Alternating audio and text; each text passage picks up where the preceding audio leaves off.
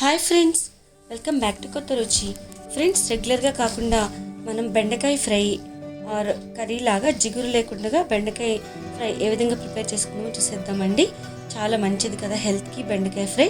చూసారు కదా, ఇట్లా పొడి పొడిగా మనం పప్పుచారులోకి అట్లా రైస్లోకి తీసుకుంటే చాలా బాగుంటుందండి. ముందుగా ఒక ప్యాన్ పెట్టేసుకొని ప్యాన్లో ఒక 2 టీ స్పూన్స్ ఆయిల్ వేసుకున్నానండి. ఆయిల్ బాగా హీట్ అయిన తర్వాత ఇట్లా తాలింపు దినుసులు తీసుకోవాలి. ఎండుమిరపకాయలు, జీలకర్ర, ఆవాలు, పచ్చిశనగపప్పు ఇలా వేసుకొని చిటపట్లాడే విధంగా జస్ట్ ఇట్లా వేయించుకోవాలన్నమాట. ఇట్లా ఆయిల్లో మంచిగా ఫ్రై చేసుకోవాలి తాలింపుని. చూసారు కదా, మనం ఇట్లా మంచిగా వేగితే మనకి పంట కింద కరకరలాడుతూ బాగుంటాయి అన్నమాట పచ్చిశనగపప్పు. సో ఇట్లా వేయించుకున్న తర్వాత 2 మీడియం సైజ్ ఆనియన్ కట్ చేసుకున్నానండి. ఇవి చిన్న చిన్నగా జస్ట్ ఇట్లా మనం కట్ చేసుకొని ఈ ఆనియన్ కూడా వేయించుకోవాలి.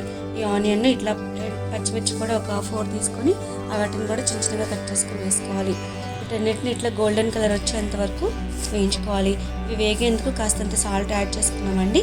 ఇలా సాల్ట్ యాడ్ చేయడం వల్ల ఉల్లిపాయలు, పచ్చిమిర్చి త్వరగా వేగిపోతాయి అన్నమాట. సో ఇప్పుడు కొంచెం క్రస్టెడ్ ఆనియన్స్ ఉంటాయి కదండి, ఇట్లా కొంచెం వెల్లుల్లిపాయ దంచి వేసుకుంటే ఇంకా ఫ్లేవర్ అనేది చాలా బాగుంటుంది. చూసారు కదా, ఇట్లా గోల్డెన్ కలర్ వచ్చేంత వరకు వేయించుకున్న తర్వాత ముందుగా నేను 500 గ్రామ్స్ లేత బెండకాయలు తీసుకున్నానండి. ఈ బెండకాయలు జస్ట్ మనం వాష్ చేసుకొని ఒక క్లాత్తో జస్ట్ ఇట్లా తుడుచుకొని మనం చిన్న చిన్నగా ఇట్లా కట్ చేసుకోవాలండి. ఇట్లా ఒకే సైజులో ఈవెన్గా కట్ చేసుకొని మనం ఫ్యాన్ కింద ఒక 10 మినిట్స్ అట్లా వదిలేస్తామంటే ఇట్లా మంచిగా బెండకాయలు పొడి పొడిగా ఉంటాయి. ప్లస్ ఇవి అంటుకోకుండా ఉంటాయండి, అంటే జిగురు కాకుండా చక్కగా ఇట్లా డ్రైగా ఫ్రై అవుతాయి అన్నమాట. చూసారు కదా, ఇట్లా ఆయిల్లోనే మనం ఇట్లా ఫ్రై చేసుకోవాలి. ఇలా ఫ్రై చేసుకుంటే చాలా బాగుంటుంది. ఇప్పుడు మనం కాస్తంత రెడ్ చిల్లీ పౌడర్ ఒక 2 టీ స్పూన్స్ వేసుకున్నానండి. ఇది కొంచెం కారం పడితే కొంచెం వేసుకోవచ్చు. నేను ఒక 2 టీ స్పూన్స్ వేసాను. అట్లనే టర్మరిక్ పౌడర్ ఒక 1/2 టీ స్పూన్ వేసుకున్నానండి. ఈ పచ్చి వాసన పోయేంత వరకు మళ్ళీ మనం వీటిని వేయించుకోవాలి. చూసారు కదా, ఈ బెండకాయలన్నిటికీ పట్టే విధంగా కారాన్ని ఇట్లా మనం ఫ్రై చేసుకోవాలి. బెండకాయ ఫ్రై చాలా మంచిదండి హెల్త్కి. మెమరీ పవర్ బాగుంటుంది. బెండకాయ ఫ్రై తినడం వల్ల చిన్నపిల్లలకి పెడితే మంచిది హెల్త్కి. సో ఇట్లా మనం లంచ్ బాక్స్లో కూడా అప్పటికప్పుడు ప్రిపేర్ చేసి ఇవ్వచ్చు అనమాట. చాలా క్విక్గా కుక్ అయిపోతుంది. బెండకాయలు లేతగా ఉంటాయి కాబట్టి చాలా త్వరగా అయిపోతుందండి. ఇప్పుడు కాస్తంత మనం సాల్ట్ యాడ్ చేసుకుందాము. మనం ఇప్పుడు బెండకాయలకి కొంచెం సాల్ట్ యాడ్ చేసుకుంటే బాగుంటుంది, ఎందుకంటే ఇందులో కాస్తంత వేసాం కాబట్టి మరలా యాడ్ చేసుకోవాలి.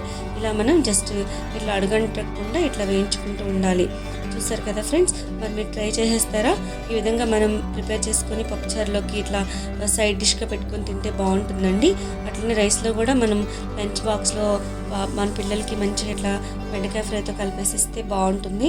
చాలా టేస్టీగా ఉంటుంది, హెల్త్కి కూడా చాలా మంచిది. సో ఫ్రెండ్స్, మీరు కూడా ట్రై చేసేయండి. మన ఛానల్ని మొదటిసారి చూస్తున్నట్లయితే సబ్స్క్రైబ్ చేసుకోండి ఫ్రెండ్స్. మన ఛానల్లో మరి మీరు మీ కామెంట్స్ మాకు తెలియచేయండి. సర్వింగ్కి రెడీగా ఉంది, మరి సర్వ్ చేసేసుకుందామా? Thanks for watching. Please like, share and subscribe.